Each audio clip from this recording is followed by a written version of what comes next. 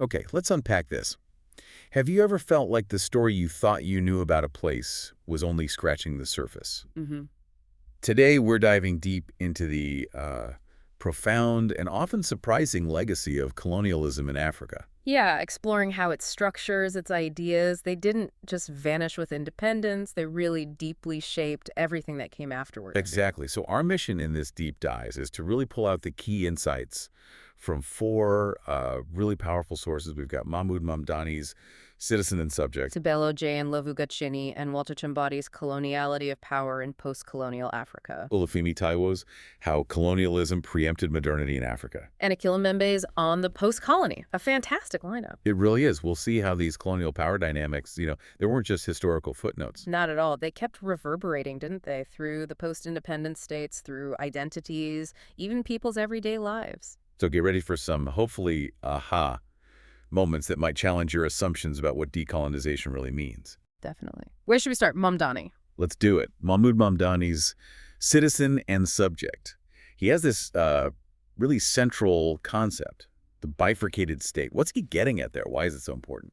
It's absolutely foundational to his whole argument. Mamdani says colonial rule engineered this deep division. It created, well, literally two different legal worlds living side by side. Two worlds. How so? Well, one part of the state was for citizens, mostly Europeans. They were governed by civil law, with rights and protections, standard stuff. Yeah. But the other part was for subjects, the native African populations. And they were governed by something called customary law. Customary law. Sounds traditional, maybe. That's the catch. Mamdani argues it wasn't really about preserving genuine tradition. It was more like a deliberate imposition, a new regime of compulsions, as he puts it, designed purely for control. So this idea of indirect rule, particularly the British model, it wasn't some gentle guidance. Far from it. Mamdani actually relabels it decentralized despotism. That paints a very different picture, doesn't it? It really does. So how did this two-tiered state actually work on the ground? How did it enforce that despotism? It relied heavily on what were called native authorities, usually chiefs, right? They became the bottom rung of the colonial administration. Okay, the local face of colonial power. Exactly. And the main job was enforcing what Mamdani calls extra economic coercion. What does that mean in practice? It means things like forced labor, collecting colonial taxes, even making people grow specific crops the administration wanted, compulsory cultivation. Wow, so direct control over people's work and lives. Absolutely. He gives examples like the Buganda Agreement of 1900 or the Nodal Natal Code of 1891. These things literally spelled out the chief's duties, including the prompt supply of men as laborers for public works. It was written down. And these chiefs, were they always the traditional hereditary leaders? That's another key point from Mamdani. Often, no. He argues customary law itself was largely invented or manipulated by the colonial powers. Yeah, or at least heavily reshaped. Colonial authorities actively appointed and dismissed chiefs, sometimes completely ignoring hereditary rights. Can you give an example? Sure. He mentions Sir Apollo Kagwa in Buganda, a powerful figure, helped the British initially, but was forced to resign when he questioned their right to appoint chiefs over traditional claims. So challenging the system had consequence. Big time. And in Rhodesia, a court even ruled the governor had an unqualified right to appoint chiefs. Just abolish hereditary rights like that. So customary law was really colonial law in disguise. In many ways, yes, especially criminal law. Civil matters between individuals might have been left more to customary courts, but anything seen as a challenge to the government. It was handled by the colonial power directly. Precisely. A Rhodesian official basically said criminal law is all about wrongs against the government. They kept tight control over that. In this system, all this control and coercion, especially around agriculture, did it lead to pushback? Oh, definitely. Mamdani talks about enforced agricultural change. Like in Tanganyika, native authorities forced people into things like compulsory tillaging, terracing, or destocking cattle. Supposedly for their own good. Anti-erosion, famine prevention. That was the justification, yeah. But often it felt like, and probably was, more about administrative control or resource extraction. And it predictably led to huge peasant discontent. Against the colonial state. Often directly against the native authorities, the chiefs enforcing these rules. They were seen as the agents of this oppressive system, so you had revolts against them. Right. Now, Mamdani makes a really interesting, maybe even controversial link to South Africa. How does apartheid fit into this bifurcated state model.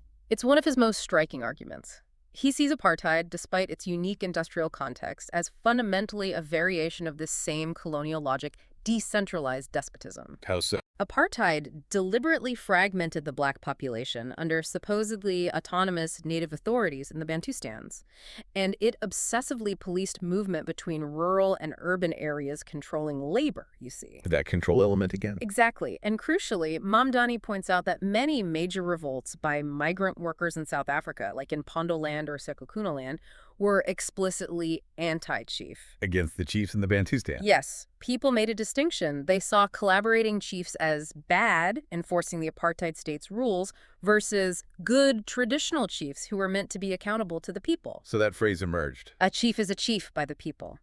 A powerful demand for legitimacy, for popular sovereignty, right from within that system of decentralized control. That really does reframe things. Okay, let's move on to our second source. In Lovugacheni and Chimbati's Coloniality of Power in Post-Colonial Africa, they talk about a post-colonial neo-colonized world.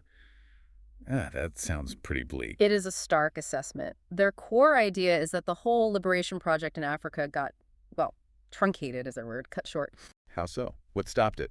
They argue that the dream of a truly new, truly independent Africa quickly got tangled up in or engulfed by, as they say, strong neo-colonial imperatives. Neo-colonial, meaning the old colonial powers still pulling strings, economically or politically. Partly that, but it's deeper, too. It's about the persistence of the logic of colonialism, the power structures, the ways of thinking, even after the flags changed. So, not a clean break. And they make this distinction between emancipation and liberation. What's the difference there? It's really crucial for them. Emancipation, they say, was just about fixing the worst bits, the excesses of imperialism, like ending the slave trade or apartheid, specific wrongs. Okay. But true liberation would have been a radical transformation, a complete rebirth as free citizens, a whole new way of structuring society. And that didn't happen, in their view. Largely no. They argue the decolonization agenda often got hijacked by the native bourgeoisie. With new African elites.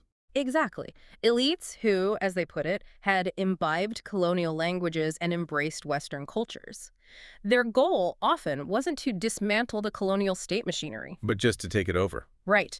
Replace the white faces with black faces in the existing positions of power. A change of personnel, not necessarily a change of the fundamental system. Which leads them to these concepts of coloniality of power and coloniality of knowledge. Can you unpack those a bit? They sound quite academic. They are, but the implications are very real world. Yeah. Coloniality of power refers to this, global operating system set up during colonialism. It structured the world based on race and labor, benefiting the Europeans. Okay, established hierarchies. Yes. And their controversial point is that this system, this logic, persists even today. It continues through things like neoliberal democracy, still upholding those old racial and economic inequalities. It's embedded. Wow.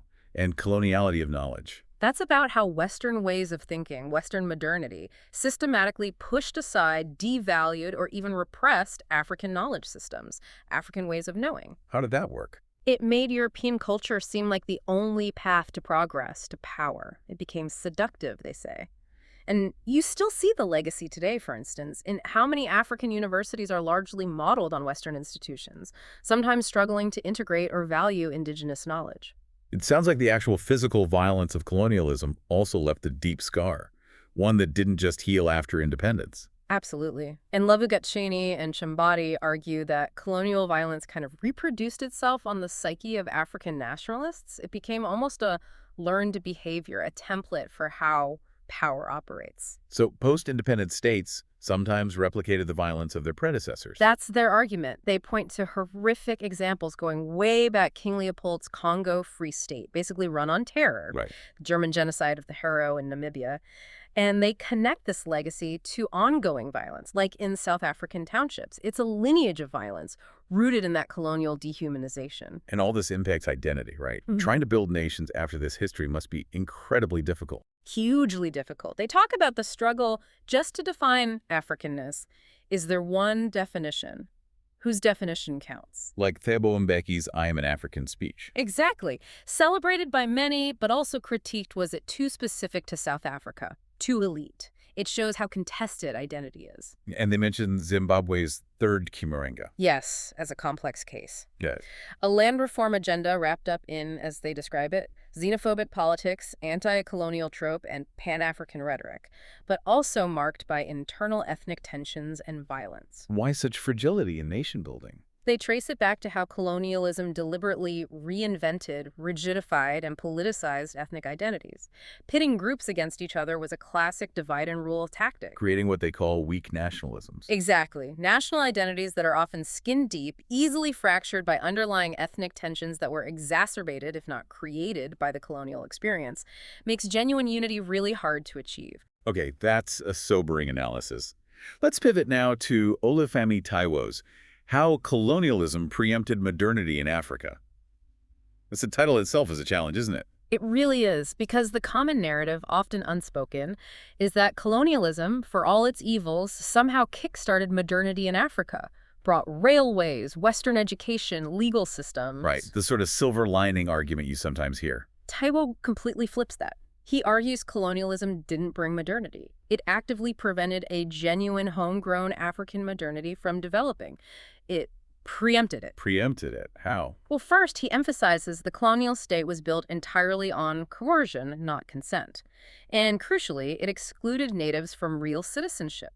They were subjects, not citizens, never meant to be equal participants in a modern political project. Okay, so no pathway to inclusion. Right. And this links back to Mondani's point about customary law.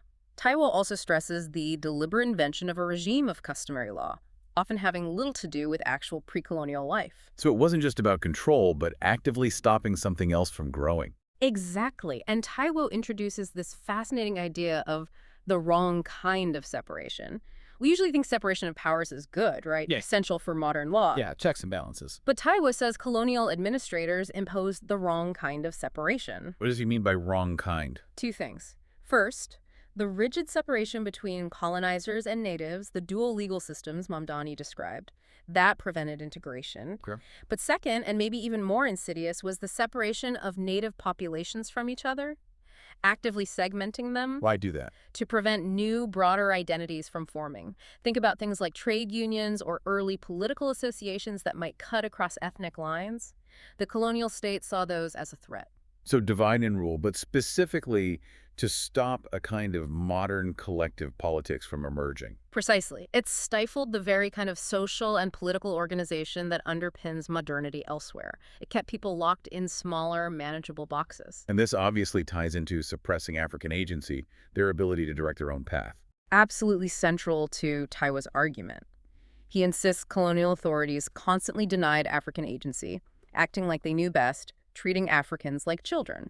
But were there examples of Africans trying to forge their own modern path before colonialism fully clamped down? Yes. And this is where Taiwo's work is so illuminating. He gives concrete examples from the 19th century, like the Fanti Confederation in 1868 or the Egba United Board of Management in Nigeria. What were they trying to do? They were trying to create new political structures that blended indigenous traditions with modern ideas, really sophisticated stuff, proposing things like putting educated Africans in charge, with chiefs playing a more symbolic role. They were innovating. And what happened to them? They were aborted or subverted, Taiwo says. The British, in particular, saw these independent initiatives as dangerous and shut them down or sidelined them. Even figures like Lord Lugard, often praised for indirect rule. Taiwo sees him differently. Very differently. Taiwo points out Lugard actively tried to stop educated Africans from what he disparagingly called slavish imitation of Europeans. Even though they were just trying to adapt and build something new. Exactly. Taiwo argues this was a clear retrogression. Earlier missionary efforts had actually promoted local languages, literacy, creating a foundation. Lugard's policies tried to reverse that, keeping Africans in their traditional place as defined by him. So Taiwo's really pushing back against a Eurocentric view of history, too. Massively. He critiques what he calls scholarship by analogy, just taking European history as the template and trying to fit Africa into it. What does he propose instead? He argues we need to retell the story from the perspective of, and this is his provocative phrase, the descendants of the barbarians. We need to recognize African contributions to global history, not just see Africa as receiving history from Europe. Like what kinds of contribution? He mentions figures like St. Augustine, a North African philosopher crucial to Western thought, the Almoravid Empire that spanned Africa and Europe, Mali emperors whose voyages might have predated Columbus. He shows Africans weren't passive. They were filling European forms with African content and using African forms to frame European matter. Right. Active agents. That's a powerful reframing. Okay, let's turn to our final source, Akili Mbembe's On the Post-Colony. He describes the post-colony in a very distinct way, not just as after colonialism. Yeah, and Bembe's concept is much more complex, almost atmospheric. He calls it an age in durée, a specific kind of time, a specific kind of experience. An entanglement. That's his word, an entanglement, where different historical layers, pre-colonial, colonial, post-independence, don't follow neatly one after another. They overlay one another, interpenetrate one another, and envelop one another. So the past isn't really past. It's all mixed up in the present. Exactly. It's intensely present, creating this often chaotic, sometimes absurd reality. He characterizes it quite vividly as a world of anxious virility, a world hostile to continence, frugality, sobriety. It's visceral. And what's really interesting is how he moves beyond simple ideas of resistance against power. He talks about conviviality. Yes, this is a key Membe insight. He challenges analyses focused only on opposition or breaking away. He says there's often a logic of conviviality, a kind of domesticity and familiarity between the rulers and the ruled. What does that look like? It sounds counterintuitive. It means power isn't always just about brute force from above. There's an interplay. He says the grotesque is no more foreign to officialdom than the common man is impervious to the charms of majesty. So rulers might act in absurd or vulgar ways, but ordinary people might also be drawn to, or even mimic, the performance of power. Precisely. There's a mutual mimicry, an entanglement where the lines blur. It's not a simple binary of oppressor and oppressed. It's a more complex, shared, often uncomfortable space. And he introduces this term, commandment. What kind of power is that?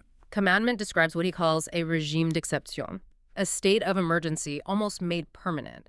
It's where the lines between public power and private interests completely dissolve. Like state officials using their power for personal gain. Exactly, but even more fundamentally. Think of King Leopold literally owning the Congo Free State. Private individuals or companies wielding state-like, almost royal rights. And what does that do to the economy, to institutions? It creates an economy of allocation, not production. Wealth flows through patronage, connections, who you know, rather than innovation or efficiency.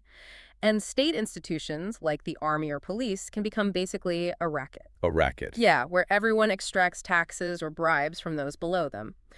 Power becomes primarily a tool for personal enrichment, leading to a decentralized and privatized management of coercion. This sounds incredibly damaging to the individual psyche, the sense of self for those living under it. Immensely. Mbembe delves deep into the dehumanizing impact of colonial rationality, how it reduced the colonized person to a thing, just a physical body, incapable of transcending itself. Stripped of reason, of humanity. Yes, seen only as a useful thing when needed. Mbembe argues this worldview, this extremism within Western thought, justified the most radical violence, torture, public executions, arbitrary killing. Creating what he calls raw life. Exactly, a space where life and death are horribly intertwined, where basic humanity is denied. The colonized body becomes just a surface for power to be inscribed upon, often violently. And he talks about aesthetics of vulgarity and pretense. How does the state perform power in the post-colony? Through ceremonies, spectacles, things like official state visits, national day parades, even celebrating sports victories become huge performances of power. But not necessarily inspiring confidence. Often the opposite. Mbembe points out how these ceremonies can involve the bodies of the dominated people, perhaps marked by poverty or famine, forced into performative, sometimes even sexualized displays of loyalty or celebration. And pretense, le simulacre. That becomes the main way things work. Official pronouncements, the official meaning of things, gets constantly unpacked, undermined, maybe laughed at in private, then gently repacked. It's a world of double meanings, of performance, where everyone knows it's partly a show, but the show must go on. Yeah. Truth becomes slippery. Okay, we've covered a lot of ground with these four thinkers. If we try to connect the dots now, how do they collectively help us understand this colonial matrix of power and its endurance? They fit together remarkably well, actually. Mamdani gives us the blueprint, right? How the bifurcated state, the mechanics of dividing and ruling through invented custom. Right, the structure. Then in Lovagacheni and Chambati show us how that structure persisted, how the logic, the coloniality of power, didn't disappear at independence but continued to shape states, trapping them in those old hierarchies. The continuation. Taiwo then adds a crucial layer, showing how this wasn't just an imposition but an active preemption. It stopped an alternative indigenous modernity from emerging. It blocked another path.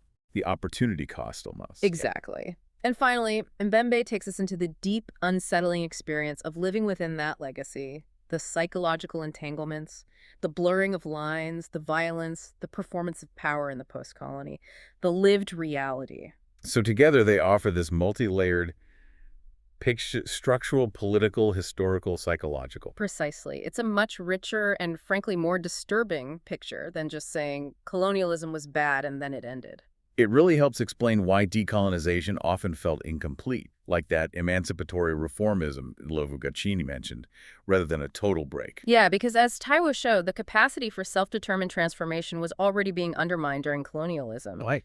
And as Mamdani illustrated, the inherited state structures, that bifurcated state, the politicized ethnicities were designed to fragment, not unify. So the native bourgeoisie stepping in, as Lovagachini described, often just perpetuated those divisions, that wrong kind of separation Taiwo talked about. It seems that way in many cases. The foundations laid by colonialism proved incredibly difficult to dismantle entirely. The tools inherited were often the tools of division. And that thread of violence and dehumanization runs so strongly through all of them.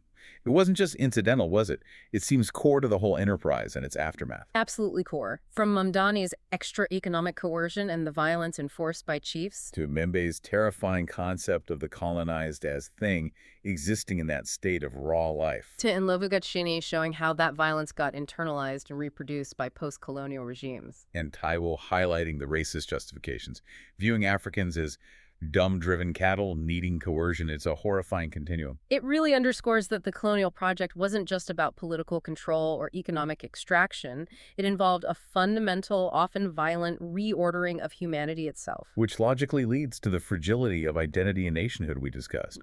Those colonial divisions left deep scars. They really did. Mamdani's urban-rural split and Lovugachini's focus on politicized ethnicity, these weren't accidental byproducts. They were often deliberate strategies. Contributing to those weak nationalisms making unity so hard. Yeah, and Taiwo's point about Africans trying to fill European forms with African content really highlights that ongoing struggle. How do you build an authentic national identity on foundations that were imposed and designed to divide? It remains a central challenge. And the final connecting thread seems to be this powerful challenge to Western-centric ways of understanding Africa. Yeah. All four are pushing us to look differently, aren't they?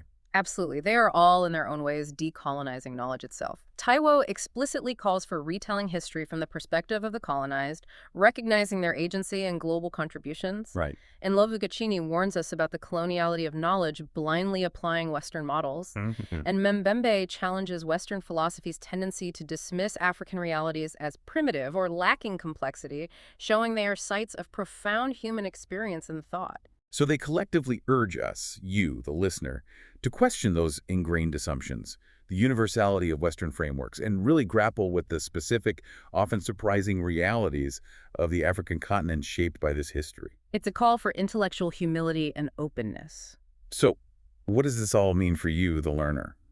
We've journeyed through these really complex layers of Africa's encounter with colonialism. We've seen how state structures, laws, even identities were just fundamentally shaped, sometimes twisted by imperial rule. Yeah, and how decolonization wasn't always a clean break. That coloniality of power, that underlying logic, often persisted, impacting the continent right up to today. Hopefully this deep dive gives you more than just facts. It's maybe a new lens, a way to look at global power, at history, and see those enduring shadows, the surprising ways people navigate them. It really forces you to rethink basic ideas about modernity, governance, identity, not just in Africa, but globally. Which brings us to a final thought, a question maybe to leave you with. If these authors are right, if the very foundations of many post-colonial states were shaped by systems designed to fragment, control, and dehumanize, what would a truly liberated future look like? Yeah. What would an authentically African future look like? One that genuinely gets beyond these deep legacies we've spent this time exploring. It's a huge question. No easy answers, but definitely something worth mulling over, maybe exploring further on your own.